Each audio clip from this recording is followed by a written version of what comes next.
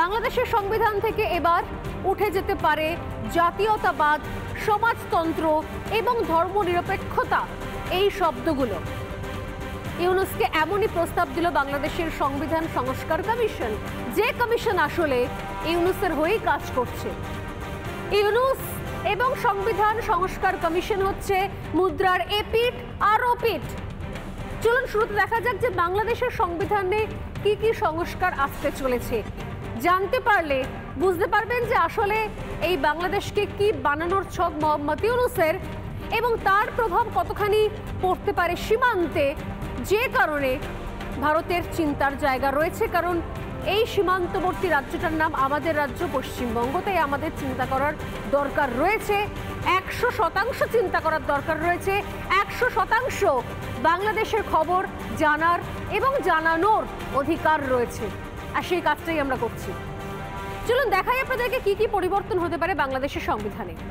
এখনো পর্যন্ত যে খবর আমরা পাচ্ছি তা হলো ধর্মনিরপেক্ষ শব্দ, প্রথম শব্দ ধর্মনিরপেক্ষ, অর্থাৎ সেকুলার যে ওয়ার্ড রয়েছে, ধর্মনিরপেক্ষ যে ওয়ার্ড রয়েছে, সেই শব্দ আর থাকছে না বাংলাদেশের সংবিধানে।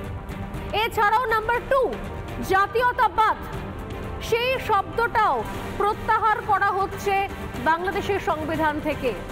নাম্বার 3 বাংলাদেশ, যে নামটা রয়েছে বাংলাদেশ, সেই বাংলাদেশ নামটাও পর্যন্ত থাকবে না, সেটাও পরিবর্তন করা হবে। তার আগে যে গণপ্রজাতন্ত্রী শব্দ রয়েছে সেই শব্দ উঠে যাওয়ার সম্ভাবনাটাই প্রবল। নাম্বার 4 এমপি প্রার্থীর বয়স, অর্থাৎ যিনি সাংসদ হতে চলেছেন, যিনি পার্লামেন্টে যেতে চান, সেই প্রার্থীর বয়স 21 বছর করা হতে চলেছে। অর্থাৎ একদমই ছোট বয়স থেকেই সেই প্রার্থী এমপি হয়ে, সাংসদ হয়ে পার্লামেন্টে যেতে পারবেন এবং মন্ত্রীও হতে পারবেন। এই সংশোধনটাও আনা হচ্ছে। 5 সংসদের নিম্ন কক্ষের গঠন করা হচ্ছে। 6 নিম্ন কক্ষে সরাসরি নির্বাচিত প্রতিনিধিরা উপস্থিত থাকতে পারবেন। এই পরিবর্তনগুলো সামনে নিয়ে আসা হচ্ছে। কিন্তু প্রশ্ন হচ্ছে, সংবিধান পরিবর্তন করে কি ভোটাধিকারের আমূল পরিবর্তন করতে চাইছে ইউনূস? ইউনূসের সঙ্গে তালে তাল দিচ্ছে সমন্বয়করাও, যে সমন্বয়করা তারা একসময় কোটা আন্দোলনের বিরুদ্ধে রাস্তায় নেমেছিলেন। তারা সরকারি চাকরি, সুবিধে এবং সবার জন্য সমানাধিকার, অর্থাৎ ইকুয়ালিটি, সবাই যেন মেধার ভিত্তিতে কাজ পায়, তার আন্দোলন করে এসেছিলেন রাস্তায় নেমে। তারা আজকে ইউনূসের সুরে সুর মেলাচ্ছেন। যদিও বিএনপি ধরে ফেলেছে ইউনূসের ষড়যন্ত্র। মার্চ থেকে জুনের মধ্যে ভোটের দাবি বিএনপির, কিন্তু সে দাবি শুনছে কে? কারণ এই মুহূর্তে বিএনপির সংগঠন সব থেকে মজবুত বাংলাদেশে। আর যে কেউ বলতে পারবে নির্বাচন যদি হয়, আমরা ভারত থেকেও বুঝতে পারছি, আমাদের কাছে যে খবর আছে, যে ভেতরের অন্তর্বর্তী রিপোর্ট রয়েছে, যে এক্সক্লুসিভ রিপোর্ট আমাদের কাছে আছে, বাংলাদেশ থেকে আসছে, তা হচ্ছে যদি এই মুহূর্তে নির্বাচন হয় তাহলে 100% সম্ভাবনা রয়েছে সরকার বিএনপি গড়বে। নতুন যে দল তৈরি হয়েছে সেই দল নয়, না তো আওয়ামী লীগ, না তো নতুন দল, সরকার 100% সম্ভাবনা বিএনপির তৈরি করার। আর এটাই কোথাও ভয় মোহাম্মদ ইউনূসের। মোহাম্মদ ইউনূস এই জন্যই নির্বাচন করাতে চাইছেন না, বা সেটাকে টালিয়ে যাচ্ছেন, ক্রমশ পিছিয়ে যাচ্ছেন। এবং এই যে পিছিয়ে যাচ্ছেন, মোহাম্মদ ইউনূসের সুরে কথা বলছেন এখন সেখানকার সমন্বয়করা। তারা বিএনপিকে এখন পাল্টা নিশানা করছেন, তারা বিএনপিকে দুষছেন।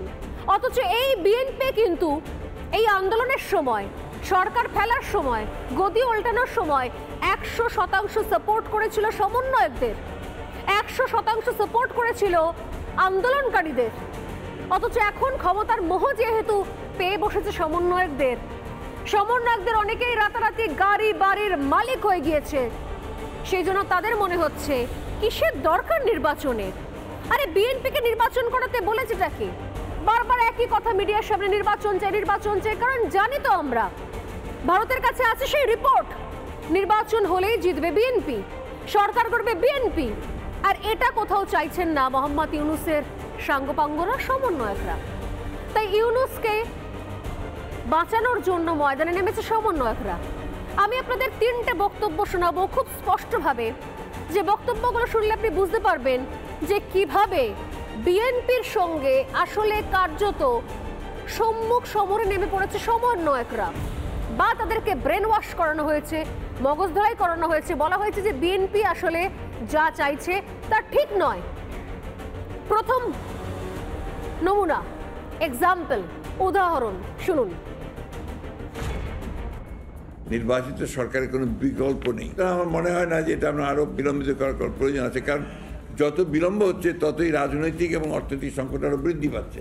আমরা মনে করি যে এই বছরই মাঝামাঝি সময়, অর্থাৎ আপনার জুলাই আগস্ট এর মধ্যেই নির্বাচন সম্ভব।